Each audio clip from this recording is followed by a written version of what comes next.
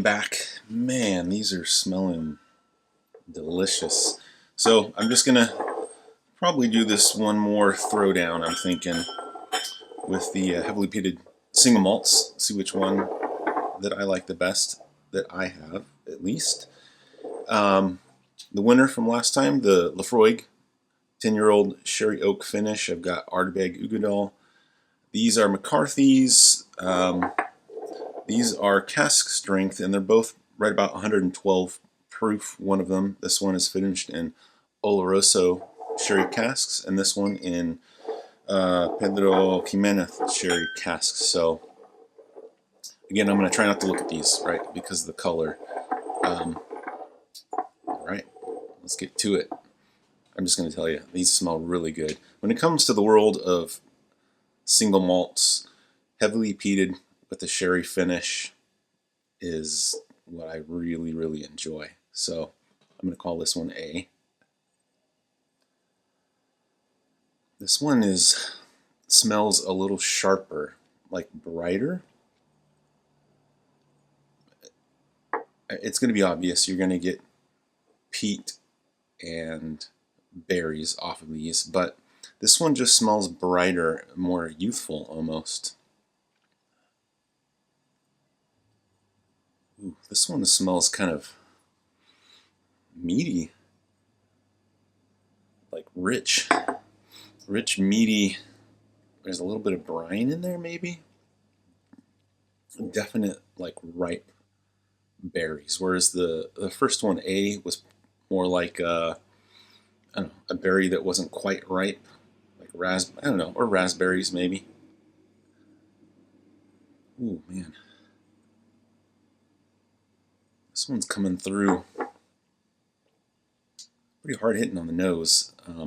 It also smells a little brighter, but very sweet, almost lemony a little bit.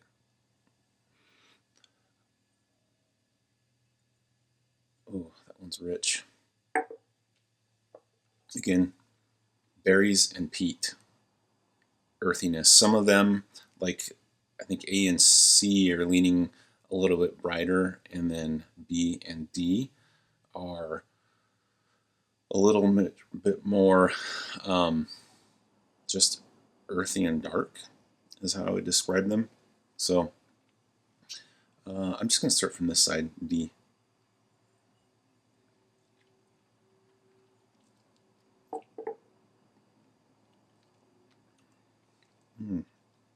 Oh man, that's so good. Ooh, that is so sweet, so viscous, so luscious, man. That is like ashes and berries and earthy peat. Some salinity on the finish, man. That's whatever D is. It's pretty dang tasty. Okay, let's go for C.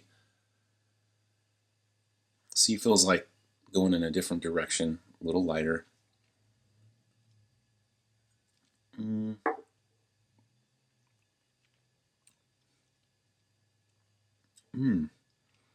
It's good though. It's very tart. Man. Yeah, this is like what I'll get sometimes on Port Charlotte or some younger Lagavulins, like a lemony, kind of citrusy flavor. That's what I'm getting on C. Like a raspberry lemon rind that's been burnt. But that's good. It tastes good. Okay, B.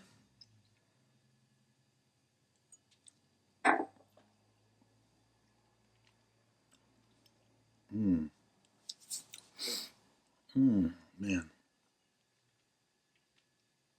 Oh, that's tasty. That seems, I'm going to say, more balanced. I'm trying not to guess what these are. It just tastes a little lower proof than the other two I just had. But the finish just lasts, and it's like very cigarette ashy. it's very good. Like it's a very cohesive palette, whatever B is. Oh man, that smells so nice.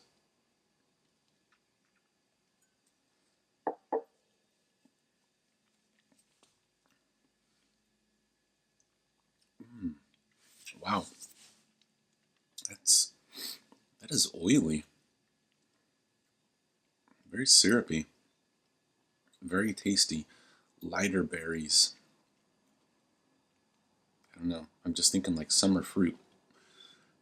This is going to be tough. I'm going to tell you what. All of these are really good. They're all in my wheelhouse and they're on my shelf for a reason.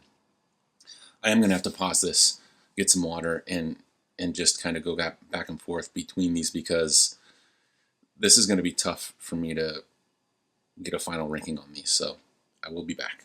Okay, I got my ranking. I had to take a few notes, really just analyze these. So, and again, I did not look at them, but my last place was A, and the reason why is it had a bitterness and it tasted lighter, like more youthful almost. Again, it's a very good whiskey. Just in this lineup, it took last place for those reasons. So what is it? Wow. I was not expecting that. Because I really, really, really enjoy this. McCarthy's, this is the PX Sherry Cask finished, 6 years old. That's surprising. That's really surprising to me. I thought this one was probably going to win it. I guess I was wrong. Okay, so my third place was C, and the reason why I felt like it was it's very good, but just kind of like standard baseline overall experience, except for it had kind of like a tartness to it on the mid palate that I just wasn't as fond of. Again, whatever it is, I'd be more than happy to drink this. It's still very good, but it is what? Whoa, Ardbeg Uigeadail, man, wow. I really, this is probably my favorite core expression, Ardbeg. Wow, okay. Again, I guess the I don't know. It makes sense now, thinking about the flavor of it. Okay, so my first and second place, they were both, man, really tasty, really good. They just, one of them, my second place, started off a little slower and then it really ramped up and like kind of bit you, Whereas my first place was just very, very layered, very complex, and it was like this smooth journey, But the finish, man, the finish just kept building and building and building. It was so, I'm just going to say complex, like oak, peat, and sherry, but just old oak tasting. It was really, really good. So, second place, D.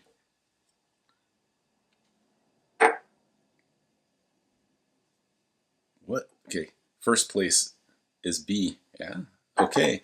Second place was this McCarthy's, the Oloroso cask finish, 6 year. That means first place for me, this Ardbeg Laphroaig 10-year sherry oak finish.